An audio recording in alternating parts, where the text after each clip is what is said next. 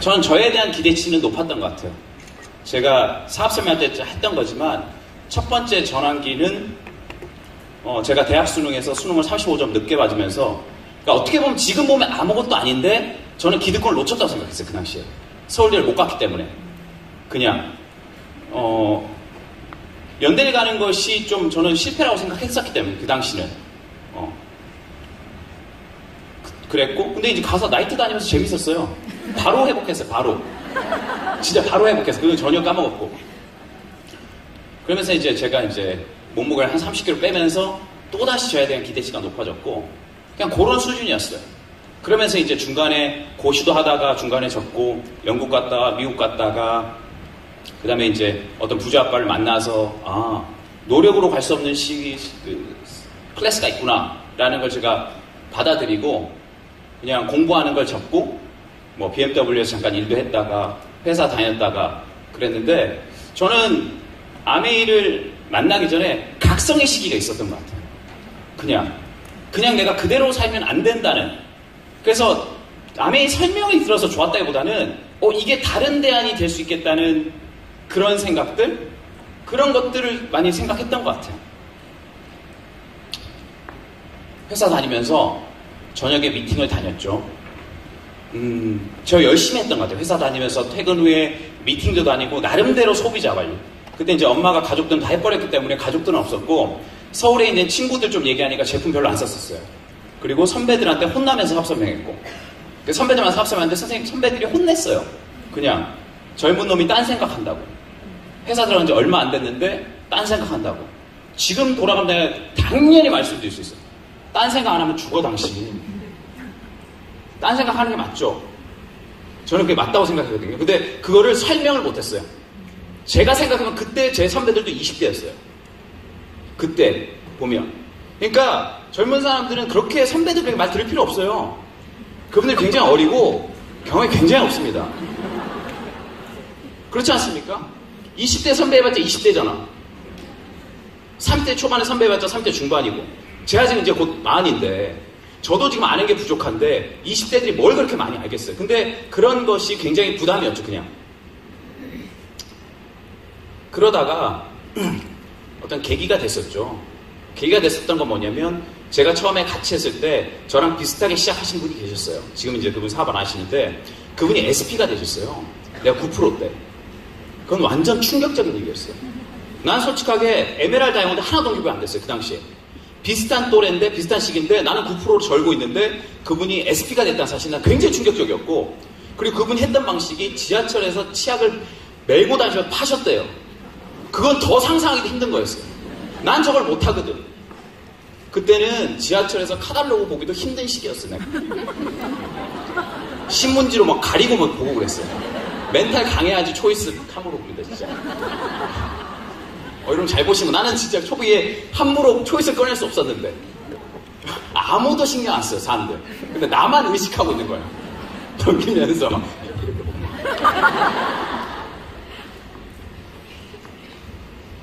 그분이 계속 핀업을 했어요. 그 다음 달에 저는 그분이 OSR에 안 올라가기만을 바랬어요. 왜냐? 한 번은 갈 수 있잖아? 이런 생각 했으니까. 두 번째도 올라가시더라고요. 그때 엄청 힘들었어요, 제가 심리적으로.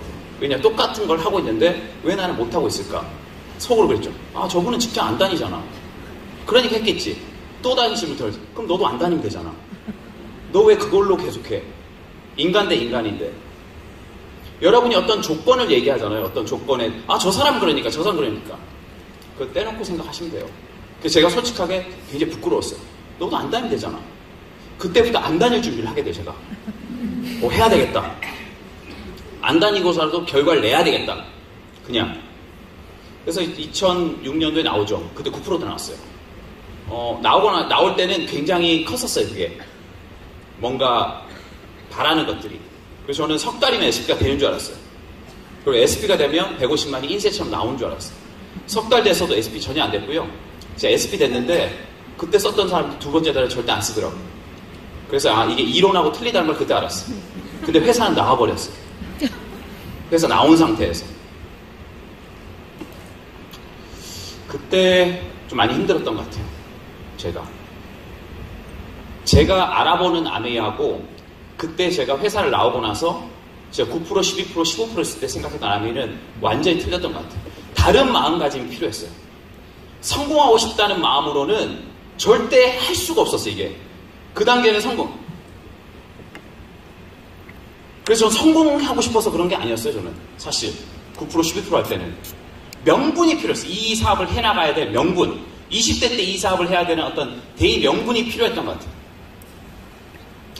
그래서 뭐, 소비자도 만들고, 엄마 소비자도 뺏어가지고 뭐, 했었어요. 저는 쫄라서. 여러분 진짜 원하잖아요? 어머니가 사업하고 계신데 소비자 좀 달라고 그러세요.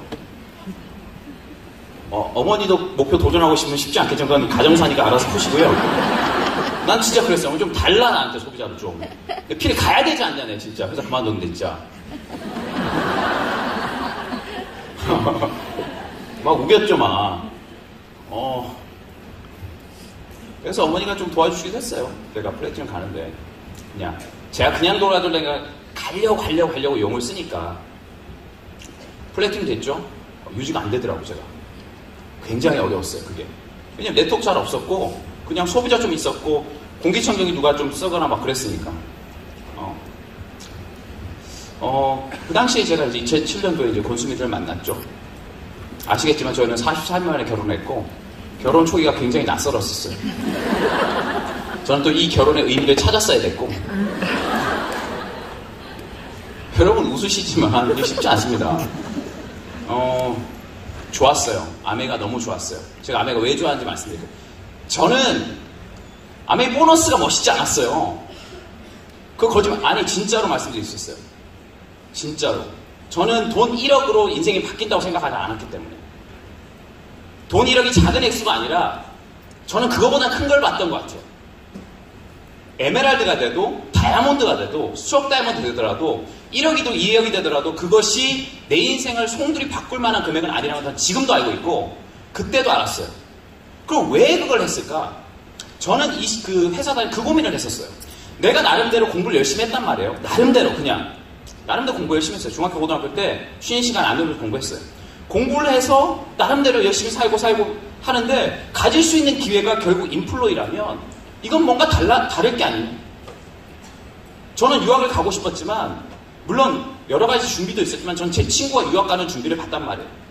그 친구는 뭐 DHL이랑 FedEx로 그렇게 서류 안 냈어요. 부모님이 비즈니스 클래스 끊어줘서 교수님 인터뷰에 가면서 교수 만나서 서류 주고 그랬어요. 물론 과정이 좀 틀릴 수 있겠지만 세상은 나눠져 있다는 걸 제가 분명히 알았고 그걸 빨리 철들었어요. 그냥 빨리. 가장 빨리 그 느낌을 받은 건 제가 97년도에 나이트 갔을 때 제일 먼저 느꼈어요. 제가 97년 나이트 가는데 한영외고 2명이랑 같이 갔어요. 한영외고 나오신 분 계십니까? 없어요? 외고는 서울에 명덕외고, 대원외고, 한영외고 있는데 명덕 애들이 지금 착해요. 순해. 대원외고 애들이 좀 싸움을 잘해요. 한영외고 애들이 나이트를 잘 가요. 나이트 가면 다 한영외고야. 갔는데 걔가 저한테 얘기를 해주더라고요. 연대는 괜찮은데 어디 사는지 말 조심해. 제가 어디 살았냐면 그때 홍제동 살았어요. 홍제동 아십니까? 서울 홍제동 무학재 위에 택시 타면 홍제동 화장터길 그럼 다 알아. 연대에서 공문으로 가면. 그럼 왜 홍제동을 살았을까? 우리 아버지가 서울에서 집을 구하는데 서울을 잘 모르셨어요. 서울 지도를 피셔가지고 제 동생 성균관대 저 연대 딱 크로스된 데면 홍제동이었어요. 대중교통을 안 보고 그냥 이렇게 찍은 거야 그냥. 근데 홍제동은 그렇게 잘 사는 동네가 안 되었어요. 뭐 지금은 많이 달라졌지만. 그래서 걔가 나한테 뭐라 그랬냐면 넌 청담동 3에 산다고 그래라. 옆에 있는 애는 압구정 신현대 산다고. 신현대 구현대가 있는지도 몰랐어 그냥. 걔가 지정을 해줬어. 가서 얘기를 하면 물어볼 거야. 어디 사는지. 오빠도 어디 사는지 물어볼 거야. 그러면 청담동 3에 산다고 그래. 넌 압구정 현대 산다고 그래. 이거를 이해하는 사람도 있고 이거 무슨 얘기인지 모르는 사람이 있겠지만 저는 그때 너무나 충격이었기 때문에 바로 기억을 해요. 아, 그런 문화라는 게 있구나. 그렇구나. 그냥 공부만 하는 저로서는 몰랐던 것들을 대학교에서 알게 됐고 그 부자 아빠를 통해서 그냥 알게 됐다는 거죠. 그것이 직장이라는 신분과 내가 어떤 자영업의 노력으로는 절대 갈 수 없다. 그럼 내가 그럴듯하게 보여서 그럼 강남 사람이나 부유하게 되는 게 그렇게 그럴듯해서 아메를 했는가? 그렇지는 않았어요. 부자들, 돈 번 게 아니라 그 부자 아빠가 우리한테 해준 기회가 너무 멋있었어요. 멕시코도 보내주셨고 강원도 원주 일도 시키셨고 저희한테 메시지를 줄 수 있었어요. 저는 그래서 TV에 사는 부자들이 가짜 부자라는 걸 일찍 알았어요. 부자들 그쵸 사고치고 아버지 막 싸우고 이 자식 이거는 우리가 잘못된 부자들이에요. 첫 번째 부자들이 얼마나 똑똑한지 아시면 놀랄 겁니다. 부자들은 굉장히 많은 것을 알고 있어요. 굉장히 많은 것들을 어떻게 보면 신문이나 미디어의 것을 객관적으로 평가할 수 있는 해석 능력을 갖고 있어요. 그냥 이거 보고 이랬네 놀라는 게 아니라 어떤 메커니즘에서 이런 일이 일어났고 왜 이 기자가 이 기사를 썼는지까지 알고 있어요. 그리고 시간 개념 단순히 1, 2년을 보는 게 아니라 5년, 10년 사이에 어떤 일이 일어날 것이고 그렇다면 내가 무슨 준비를 해야 되는지 이런 것들 전 굉장히 좋았어요. 아 부자는 똑똑한 사람들이구나. 그리고 부자는 나같이 지방에서 올라왔다 아무것도 없는 아들 친구지만 나에게 뭔가 기회를 줄 수 있고 성장시킬 사람이구나. 부자가 되고 싶다. 난 부자가 되고 싶었어요. 하지만 직장인으로는 절대 부자가 될 수 없었어요. 그걸 아는 거죠 그냥. 저는 다른 걸 많이 알아보지는 않았어요. 다른 걸. 왜냐하면 감사하게도 저희 어머니가 아내를 하고 계셨기 때문에. 하지만 저희 어머니가 무슨 성공을 통해서 어머니가 높은 라이프 스타일 통해서 그걸 통해서 비전을 봤던 건 아니었어요. 그냥 우리 어머니 순수하셨어요. 우리 김정남 여사님이 굉장히 순수하셨어요. 얼만큼 순수했냐면 아메에서 한번 프라이팬 한번 나온 적이 있었거든요. 원포원 제품이었을 거예요. 아메에서 만든 게 아니라 뭐 셰프에 나온 거였는데 위에가 유리 코팅 된 거였어요. 일요일날 밥을 하시는데 그게 빠작 깨진 거예요. 그래서 볶음밥을 하고 있는데 빠작해서 유리가 밥에 딱 들어가는 거예요.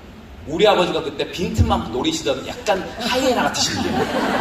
아메이 흉잡을 것만 찾으시더라고요. 그러더니 아버지가 대노하신 거예요. 야 이런 걸 갖다 파냐? 이런 걸? 우리 어머니가 뭐라고 그런지 아세요? 우리 어머니 그때 후라이팬을 앓고 자폭하셨어요.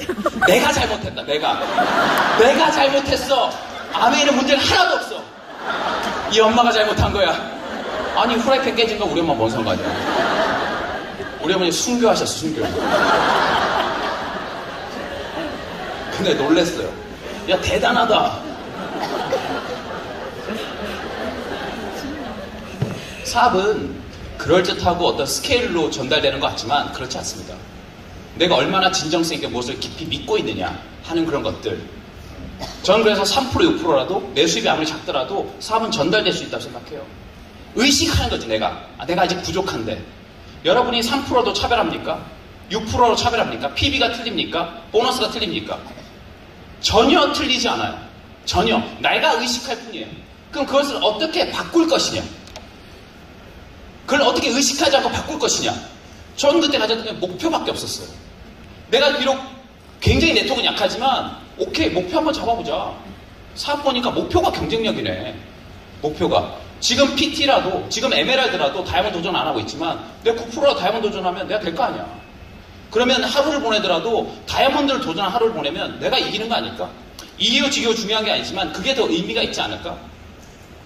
그리고 저는 그랬죠. 회사 나오면서 내가 이 보물지도를 가지고 싶다.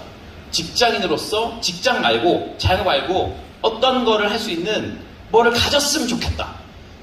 내가 먼저 에메랄드 다이아몬드 된다면 내가 살아남는다면 그렇다면 난 그 통로를 알 것이고 그 통로를 알려줘야지. 제가 그때 읽었던 책 중에 저한테 인상 깊은 구절은 뭐냐면 사람 평생 살면서 무엇을 가지냐 중요하지 않다. 어떤 존재가 되는지 중요하다. 어떤 존재가 되기 위해서는 너만의 메시지를 가져야 되고 시간이 걸리더라도 그것이 밸류가 될 때까지 견뎌내야 된다는 거지. 그래서 처음에는 그것이 나오지 않더라도 그것이 종집을 찍었을 때는 너는 어떤 존재가 될 수 있고 그 자체가 영향력을 발휘할 수 있다는 거죠. 난 그게 멋있었어요. 그러니까 제가 보니까 좀 순수할 때 아멘 했던 것 같아요. 참 감사해요. 참 감사했던 것 같아요. 그냥. 그래서 일어나는 일들을 약간 다큐멘터리 식으로 제가 해석할 수 있었어요. 거절을 받아도 제가 일기를 쓴 게 있거든요. 옛날에 일기 쓴 거 보면 참 내가 이랬구나. 오늘도 누구누구한테 거절받았다. 하지만 나는 그만두지 않을 거야. 막 쩝쩝. 어떻게 보면 제가 볼 때 큰 거절도 아니었지만 그거를 기록을 했었어요. 제가 매번. 그러면 돌아서 보면 좀 짠한 게 있어요. 이렇게 용을 썼네. 9% 12% 뭔가 그 당시에는 뭐 사회도 잘 모르겠지만 뭔가 이걸 해내기 위해서 용을 썼던 게 보여요. 그냥 이렇게 보면서. 그래서 저희는 결혼했고 그냥 결혼한 거 아니에요, 여러분. 대화가 잘 됐겠죠. 굉장히 깊게 잘 됐고, 그냥 아메 얘기한 게 아니라 제가 원하는 아메를 이해했기 때문에 결혼한 거죠.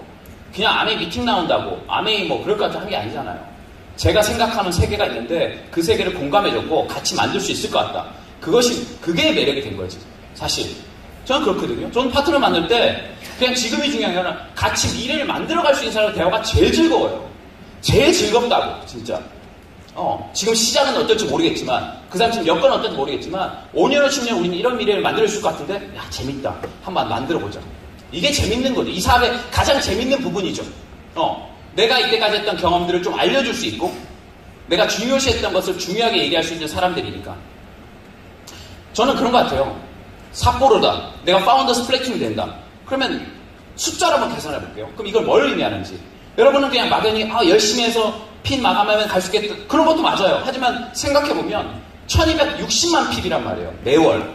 그러면 1260만 핍이면 1년이 1억 5,800만 핍이에요. 금액으로 치면 2억 4천에서 2억 5천만 원입니다. 금액으로. 그 정도 매출이 있어야 여러분 삿포로라는 걸 갈 수 있어요.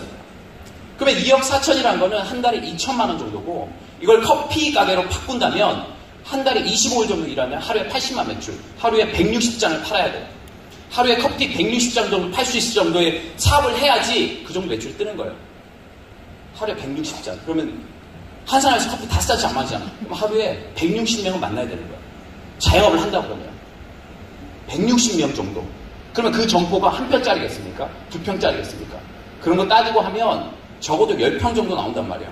10평 하면 평당 인테리어 한 200, 300 나오거든요. 권리금하고 간판비 하면 적어도 적게는 한 5천에서 8천 들 거예요. 5천에서 8천. 저는 시작할 때 그 돈이 없었어요. 하지만 전 자본금이 입시 시작했어요. 여러분 자본금 있습니까? 20대들? 없으면 모아야 돼. 알바를 하든 뭐든 모아야 돼요. 저는 1,050만 원에 엄청난 거금이 있었어요. 대단하지 않습니까? 부럽지? 20대들. 1,050만 원? 제가 직장에서 1년 하면서 모은 돈이에요. 한 달에 50만 원씩. 미래에셋 디스커 프런트 2호. 600만 원 원금인데 그때 주식이 좋아 1,050만 원이었어요. 저 제 전재산. 나 전재산 다 쓴다고 생각했어요. 내가 안정적인 1,000만 네트워크 만드는데 1,050만 원 다 쓴다. 왜? 21%는 평생 나오니까. 대박 석 달 동안 다 썼잖아. 그래도 12%야. 제가 그때 발견했어요. 돈 쓰기 엄청 쉽다는 거.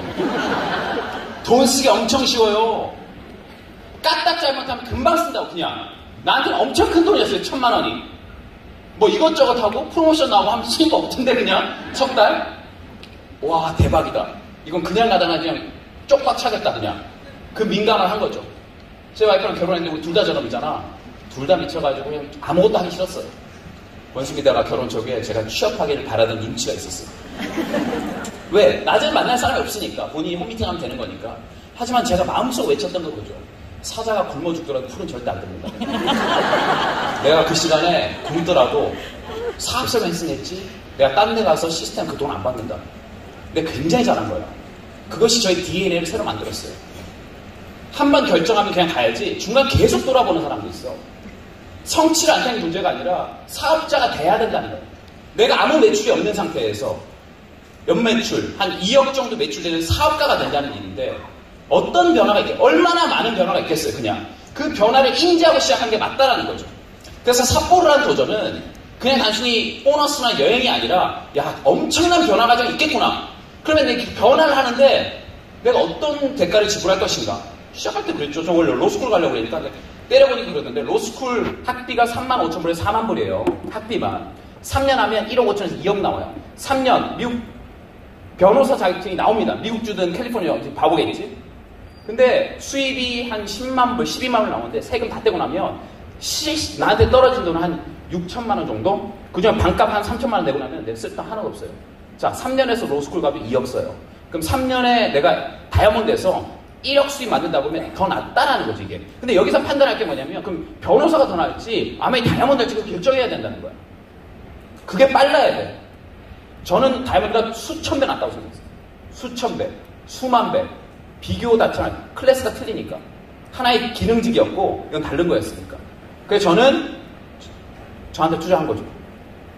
한번 해보자. 다이아몬드를 만들어보자. 돼보자. 저는 여행 목표도 없었어요. 계속 했는데 안 돼가지고 제가 첫 번째 여행 간 게 큐 다이아몬드 때 2009년대 3월 1차 다이아몬드인데 2009년 1월 달에 여행을 처음 갔어요. 리더십 여행 처음 갔었어요. 그래서 뭐 그때부터는 뭐 그냥 쭉 갔죠. 쭉 갔는데 저는 그런 사람이 되고 싶었던 거예요. 그런 사람이. 제가 왜 이렇게 뭐 이게 제가 선배님들 나이고 제가 하는 게 제 그냥 개인적인 생각인데 전 요새 많은 생각들을 했던 사람들 젊을 때 많은 도전했던 사람들 보면 내가 굉장히 부족함을 많이 느끼거든요. 굉장히 그 대표적으로 그 윤봉길 의사 아십니까? 오늘 9월 9일은 조선총독부에 사인한 거예요. 그러니까 일본이 항복한 날이에요, 완전. 근데 윤봉길 의사가 그 도시락폭탄 그 상하이 흥커공원에 던진단 말이에요. 그 가기 전에 뭐 김구 선생하고 그 얘기를 해요. 유명한 대화예요. 선생님, 제 시계는 어제 산 데 6원짜리고 선생님 시계는 2원이니까 바꿉시다. 저는 이 시계를 볼 시간이 1시간밖에 안 남았어요. 바꾼 거예요.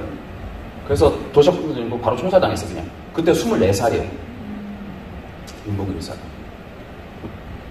그 다음에 어떤 사람이 있냐면 또 제가 이제 동대문 근처 사는데 동대문은 평화시장 있잖아요. 거기 또 아름다운 청년 전태일 그거 한번 꼭 보십시오. 20대 꼭 보세요. 그분이 공장 노동자 들어가서 평화시장에서 16시간 동안 정말 힘들게 노동하고 배우지도 못하는 이 여성들 보면서 엄청난 상실감과 분노를 느낀 거예요. 그때 사장님한테 왜 이렇게 확사시킵니까? 그때 우리나라 법 중에 근로기준법이라고 있어요. 68년도에. 근로기준법을 보이면서 우리나라에 이런 법이 있지 않냐. 왜 이렇게 하냐. 이 사람 못 배웠다고. 그때 사장한테 엄청 무시당하고 그때 1970년에 근로기준법 불태우죠. 그때 경찰이 제지했고 제지해서 자기 몸에 사구를 부어버려요. 그냥. 그래서 그냥 자살해버리죠. 자살이보다는. 그때가 만 22살이에요. 나는 그걸 보면서 어떤 이유를 갖추는데 어떤 정말 저는 그까지는 안 되고 하여튼 그 당시에 굉장히 뜨거웠다 이 사람들이. 왜냐? 윤봉길 의사는 저항하는 세력이 있었어요. 그때 우리나라가 독립하지 않았고 일제치하 있었고 전태일이라는 청년도 뭔가 있었단 말이에요. 그러니까 저는 약간은 그거는 그 정도는 뭐 100분의 1도 안 되지만 뭔가 제 또래, 제 시대에서 어떤 수단이었을 때 굉장히 갈증을 느꼈고 근데 아메이는 수단을 만난 거예요. 근데 아메이 수단을 만나가지고 가보고 싶었어 진짜. 그래서 나는 핀이 필요했어요. 나는 보상 때문에 핀업한 거 아니에요. 전 핀업하고 왜 다이아몬드로 사업을 하고 싶었거든. 다이아몬드로 사업하고 싶었어요. 정말로. 왜? 의미가 있다고 생각했어요. 의미가. 지금 시대에 의미가 있다. 여러분이 지금 회견을 시작했지만 저는 목표는 결과는 다 났던 것 같아요. 동기부여로 오늘 동기부여로 바꿀 수 있겠지만 저는 제 파트너한테 미팅할 때 그랬거든요. 지난주 미팅할 때. 동기부여 필요 없다. 갈 사람은 정해졌지 않냐. 가면 하면 되는 거지. 동기부여 받았다고 하고 동기부여 안 받았다고 동기부여 떨어져. 그건 해도 안 돼. 해도 안 돼. 가장 큰 동기부여는 목표를 정해서 자기가 성취해나가면서 그 의미를 발견할 때 그때 가장 큰 동기부여지 누가 얘기를 듣는다고 누구의 성공사를 듣는다고 참고는 할 수 있지만 그건 그렇게 나를 계속 변화시킬 만한 동기부여는 안 된다고 생각했었어요. 내가 정하는 거죠. 이게 의미가 있다. 내가 이 사업을 계속 해나가는 데 있어서 내가 다이아몬드까지는 아니지만 정말 삿포로 의미 있는 다이아몬드 여행지의 마지막 3번 두바이 갔다 왔고 하와이 갔다 왔고 이제 마지막 이거는 내가 이 사업을 하는 데 있어서 뭔가 의미를 만들고 싶다라는 그 확신으로 하는 거죠. 어떻게 해요? 누가 그래요? 그러면 방법은 놀라운 건 여러분 결정하면 방법이 생각나요. 결정 안 할 때 계속 물어봐요. 전 제 파트너도 계속 물어보는 저한테 묻지도 않아. 제가 그런 거 싫어하니까. 안 물어봐요 저한테. 안 갈 사람은 안 물어봐요. 내가 마음을 정하면 방법이 보이게 돼 있어요. 매 순간 그 신호를 캐치를 하거든. 프로모션 있구나. 9월달은 추석 프로모션으로 가야 되겠구나. 없나? 누구 선물할 데 없나? 일단 가자. 신규형 프로모션 있네. 대박이네. 이걸로 해보자. 추석 선물 받으면 해보자. 10월달 한 달은 공기청정기만 끼고 살 거야. 저걸로 내 몇 대 전달해야지.